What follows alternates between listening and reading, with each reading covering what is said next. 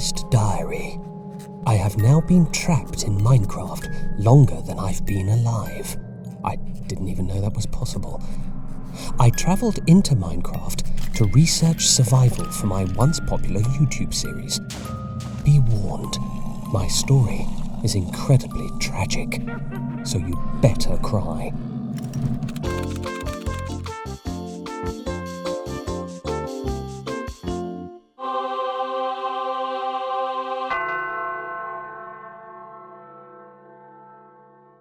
Six episodes in, I was excited to try playing Minecraft for the first time. I was less enthusiastic about the top secret technology that would literally put me inside Minecraft. Behold, handsomeness incarnate. Some people say that I'm far prettier pixelated, and that's why my husband and I are no longer together. When you first spawn in Minecraft, you're given all the tools you need to survive, and as many helping hands as you can hold. Only joking, you get nothing. For years, Minecraft had no tutorials at all, leaving the player to have to try and figure out what they were supposed to do to survive.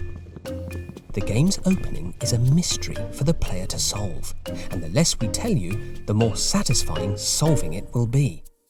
Telling you how Minecraft works is the antithesis of this strategy, which is why this show should be cancelled immediately. Cynics might say this approach is just a convenient excuse not to tutorialise the game properly.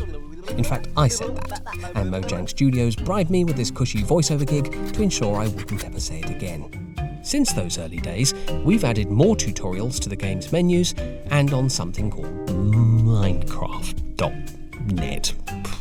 Never heard of it. But whatever approach you take, hopefully it won't be long until you figure out your first goal: survive the night. Daytime in Minecraft lasts around 10 real-time minutes. Then night falls, and hostile mobs rise.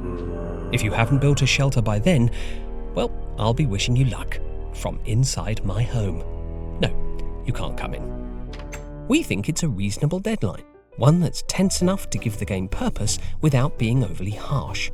If you had 5 hours, that gives you too much time to get bored and try a better survival and crafting game. Not that such a thing exists. Of course, building a house in real life takes slightly longer than 10 minutes. Here's a house I tried to build in real life in the same time frame. Bet you wish you didn't get the house in the divorce now, don't you, Jonathan?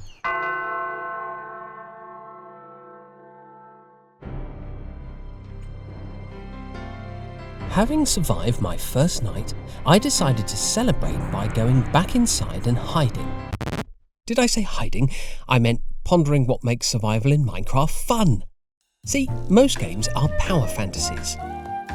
They give you access to superpowers, incredible combat skills, infinite lives, and the ability to have a conversation without accidentally saying something stupid.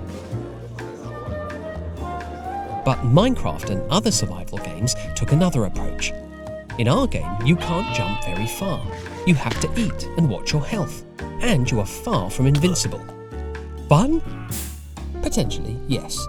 Instead of a power fantasy, we're offering something, well, I hesitate to use the word realistic because I don't want you to laugh at me.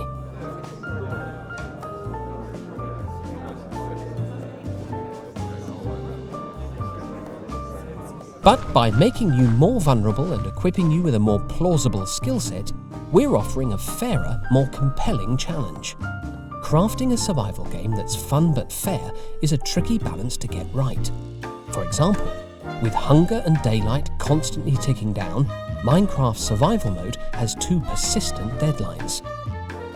Whereas, if we added more deadlines, we risk the stress levels rising to the point you're not enjoying the experience anymore. 48 hours in, and I was starting to crack. I'm not ashamed to admit that I cried then, for several hours. Proper ugly crying too. Okay, maybe I am a little ashamed. Enough feeling sorry for myself. It was time to take my survival seriously. After all, how hard can it be?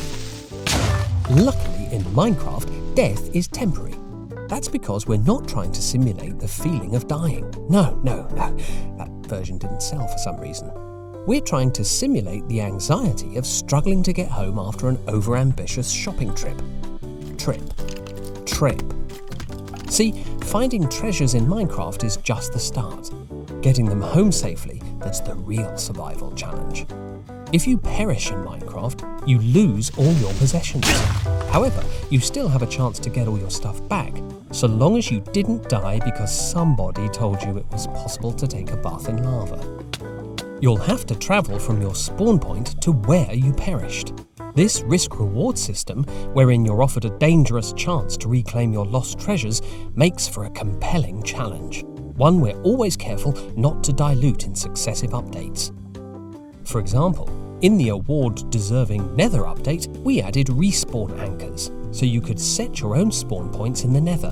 But to make sure we weren't making survival too easy, that spawn point has to be crafted from items that require exploring the Nether.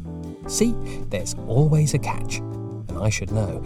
I signed that contract without reading it after all. And that's how we make survival fun. Debatably. Oh, stop that. I can't be killed by a cow on camera again. And there you have it. It was a fun adventure, I'll admit, but I sure am glad not to be trapped in Minecraft anymore.